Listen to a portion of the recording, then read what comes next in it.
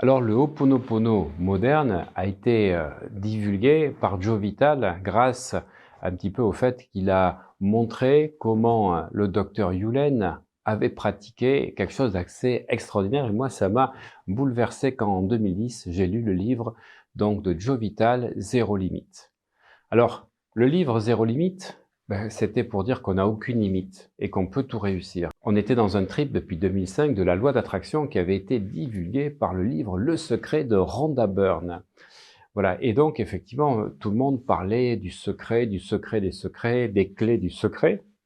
Et Joe Vital avait participé, c'était un des 20 participants, donc avec Bob Proctor, avec effectivement le docteur Wayne Dyer, donc à la rédaction du Secret, a écrit plusieurs livres là-dessus, donc en 2007, en 2008, La clé du secret, Le secret des secrets, puis en 2010, il sort donc Zéro limite. Et Zéro limite enseigne en fait la pratique du docteur Yulen. Alors, qu'est-ce qui s'est passé dans cet hôpital à Honolulu?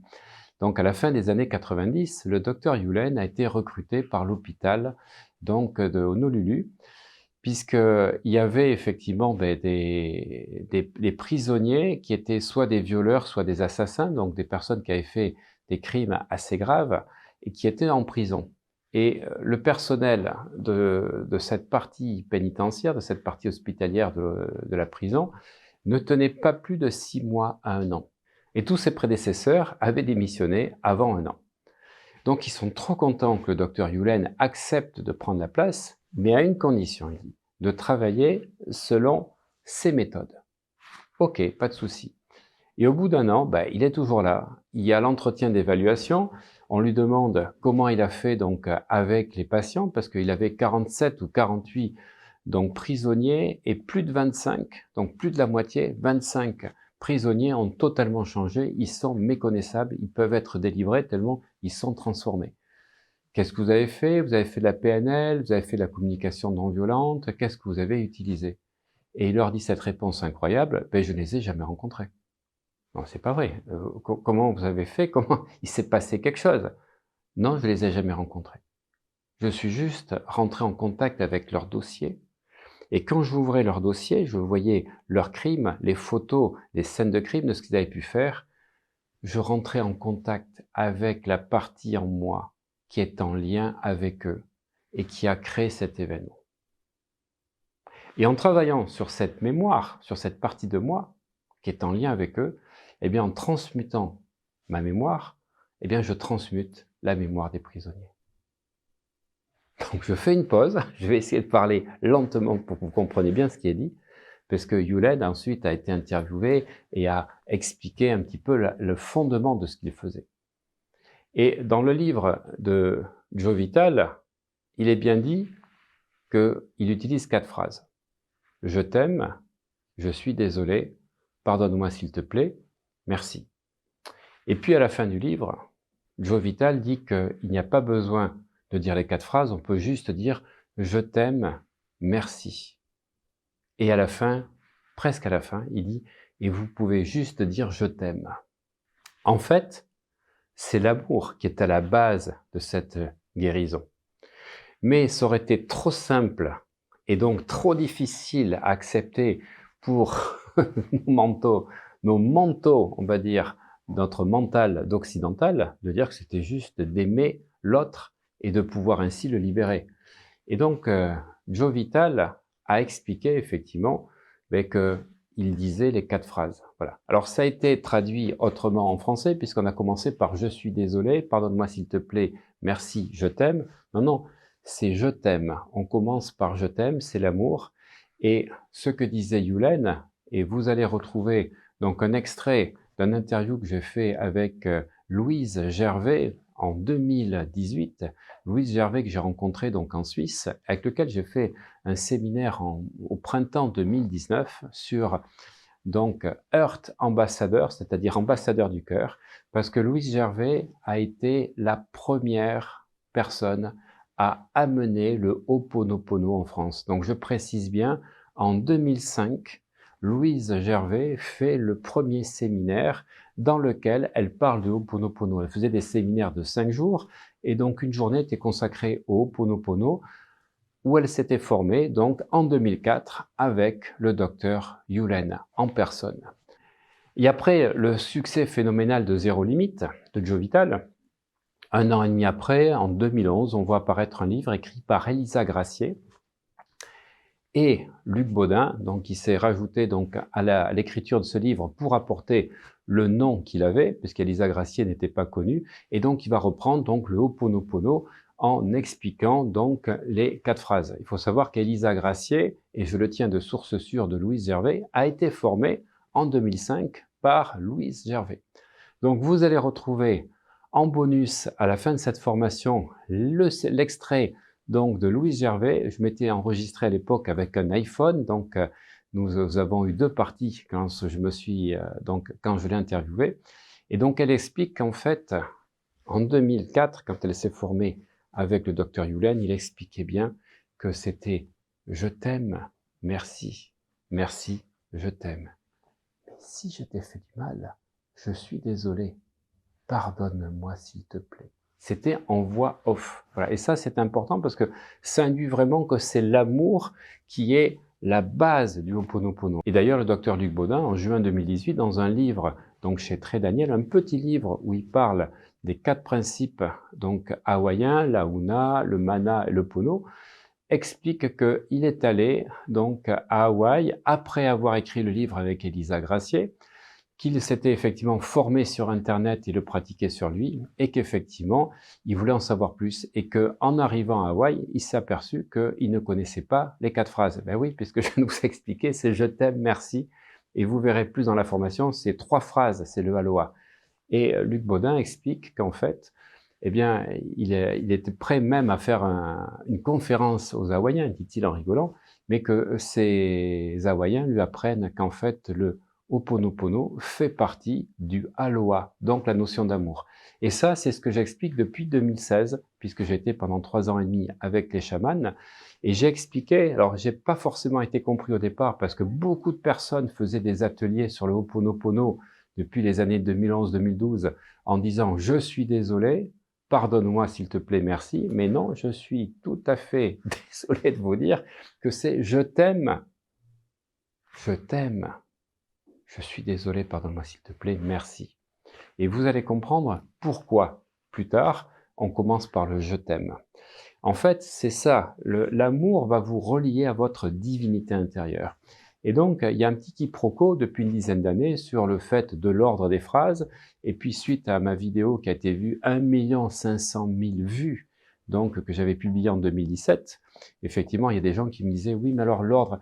Et en fait, je dis « faites comme vous voulez ». Mais l'important, comme disait Morna Simeona disait qu'elle était opposée au mantra. Vous pouvez le retrouver sur Internet. Morna Simeona était opposée au mantra. Elle disait que le mantra n'était que pour le cerveau, alors que le Ho'oponopono est pour le cœur. Et le Ho'oponopono, c'est le cœur. Donc, il faut commencer par l'amour et pas par la désolation, par l'amour. Voilà. Après, vous faites ce que vous voulez. Je voulais juste vous expliquer ceci sur ce Ho'oponopono qui a été donc rendu célèbre par le docteur Yulen à travers le livre de Joe Vital, qui effectivement a travaillé avec amour sur les mémoires qui étaient en lui, en correspondance avec les mémoires donc des personnes qui étaient responsables de ces crimes. Donc, il y a 2 choses qui sont importantes qu'explique Yulen. C'est que nous sommes tous interreliés. Et ça, vous devez le comprendre pour que le Ho'oponopono fonctionne. Vous devez avoir cette compréhension. La deuxième chose, comme il dit, nous ne sommes pas 7 milliards d'individus dans l'univers, nous sommes 7 milliards d'univers dans le même espace-temps. C'est-à-dire chacun de nous est un univers. Nous portons en nous à la fois nos mémoires, notre passé, nos différentes, on va dire, incarnations, parce que les Hawaïens croient à la réincarnation, et nous portons notre arbre générationnel. Parce que ce que m'ont appris les Tahitiens, c'est nous avons des racines, nous venons de là-haut. L'ancrage, il ne vient pas d'en bas, comme on retrouve souvent dans le yoga, quand on parle de chakra. Vous comprendrez pourquoi je vous parle de chakra et d'ancrage. Ils vous disent toujours, nos racines nous viennent d'en haut. Nous sommes ancrés dans le ciel, parce que nous sommes des êtres spirituels venus s'incarner à travers un corps pour vivre une expérience terrestre. Autrement dit, nous ne sommes pas comme souvent dans le New Age ou dans les techniques un petit peu hindouistes, orientales, où on parle de s'élever pour aller vers notre être spirituel. Non, non, non, c'est exactement le contraire. Nous sommes des êtres spirituels et nous sommes venus faire l'expérience de l'incarnation. Nous sommes venus faire l'expérience de la matière et donc nous devons garder cette connexion divine avec notre Omakua. Vous comprendrez tout à l'heure ce qu'est le Omakua. Mais en fait, c'est ça, la philosophie hawaïenne, cette connexion que nous avons donc avec nos ancêtres, avec le ciel, avec notre partie divine, et que le Pono permet donc d'enseigner. Donc vous allez voir apparaître sur l'écran les mots que je vais vous dire, parce que ce sera beaucoup plus simple, parce qu'il y a beaucoup de choses à écrire, et vous allez comprendre que cette version moderne du Ho'oponopono est une transformation du Ho'oponopono traditionnel. Il y a un Ho'oponopono historique et un Ho'oponopono traditionnel. Alors le Ho'oponopono, donc historique, est un Ho'oponopono qui vient en fait des chamans et qui n'était fait que par les chamans qui, lorsqu'il y avait une difficulté, une problématique entre deux personnes, allaient convoquer les deux familles. Et sous une hutte, eh bien, ils allaient passer toute une nuit pour échanger les griefs et pouvoir se réconcilier, se pardonner. Et il fallait que toute la famille de l'un et la famille de l'autre soit présente pour réconcilier, en fait, les deux clans. C'est un petit peu comme si, quelque part, peut-être que l'un d'entre eux avait un ancêtre, par exemple, cow-boy, et puis l'un d'entre eux avait un ancêtre indien. Et vous êtes amené, comme il me l'explique, à ce que l'ancêtre, donc indien et cow-boy, continue un petit peu cette bataille à travers les enfants, à travers donc la filiation. Et donc vous devez en fait, dans ce Ho'oponopono donc historique, pouvoir réconcilier en fait les générations entre elles. Et vous comprendrez mieux les prières de Morna Simeona.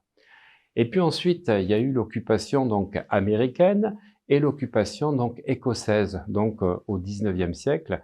Et c'est là que la dynastie royale donc des Ali'i a instauré donc le Ho'oponopono pour vivre dans le droit chemin.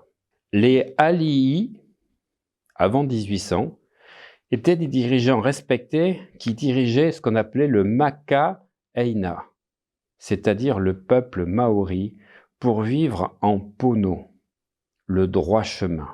Le Pono-Pono, c'est la rectitude, c'est le droit chemin. Et ces Ali'i avaient le vrai mana. C'est Kauna Moku qui a créé la monarchie et qui a inventé donc le Pono-Pono traditionnel. Aa mo ke e a, oka eina ika pono. Autrement dit, la vie du pays se perpétue dans la vertu. C'est la devise hawaïenne monarchique de la dynastie des Kamehameha. Kamehameha, le tout-puissant. En fait, dans la langue hawaïenne, chaque fois qu'un mot est prononcé deux fois, c'est pour l'exalter à notre niveau. Donc, Mea Mea, le tout-puissant. Ka, Mea, Mea. Ka, ça veut dire le gardien de la puissance. Et entre 1874 et 1894, les Ali'i sont restés au pouvoir jusqu'à ce que la reine Lilina Kalani soit évincée et la monarchie donc soit renversée. Eh bien, c'est dans ce Aomo ke e a oka eina ika pono que se retrouve le Aloha Oe, que j'ai dit dans la première vidéo, que tu sois bien dans l'amour pour toi et ton prochain. Alors, nous allons voir plusieurs termes qui vont vous permettre de bien comprendre le Ho'oponopono. Lol Iana, qui veut dire transmutons. Mana Io, accepter notre pouvoir créateur. A, Pono, avoir une vision claire et honnête des choses. Ruikala, nettoyer ses mémoires erronées.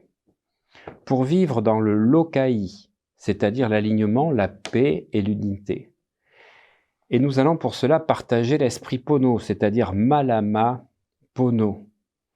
Et le Pono va s'enseigner par le Kalamai, c'est-à-dire pardonnez-moi. Et vous verrez cette phrase que j'expliquerai, le Maalopou, qui veut dire merci mais non merci. En fait, c'est quand je dis une bêtise, quelque chose que je regrette, eh bien, je vais pardonner l'écart de ma bouche d'avoir dit de mauvaises paroles et à ma tête d'avoir eu de mauvaises pensées. Les pilikias, ce sont les énergies lourdes. Et donc, quand je dis Mahalopau, c'est pour enlever ces énergies lourdes qui vont polluer mon mana. Parce que nous vivons avec notre mana relié dans l'énergie universelle, le Ke-Aku-A. Et la loi de la manifestation, et c'est le but de la Huna et des exercices que nous verrons, c'est le Kanawai Moaka Aka, la loi de la manifestation. La loi du pardon, c'est le Ho'opono Ke-Ala. Et comme disent les Hawaïens, Eloliole, Ke-Aloe, Epayo, Ko'o, les changements sont inévitables, se battre contre eux est une illusion. Et nous verrons tout à l'heure dans des vidéos que les trois constituants de l'humain sont le Omakua, c'est-à-dire le soi, la divinité intérieure, le Uane, le mental ordinaire, et le Unipili, le subconscient, qui contient toutes nos mémoires. Et au-dessus de ces trois constituants est le Keakua, c'est-à-dire l'énergie universelle. Eh bien, c'est dans cette compréhension que nous allons avancer dans cette formation pour que vous compreniez l'essentiel, c'est-à-dire qu'il y a eu un Ho'oponopono qui était historique, un Ho'oponopono donc qui était réservé aux chamans, qui se faisait sous les chamans en invoquant les ancêtres pour réconcilier, vous comprendrez mieux le but de certaines prières, les désordres et les conflits qu'il y avait eu entre différentes familles, entre différents ancêtres qui ne sont plus sur Terre, mais qui sont présents à travers leurs représentants, leurs fils, leurs petits-fils, arrière-petits-fils ou neveux. Et donc, c'est pour ça que se construit pour eux des divergences et des conflits.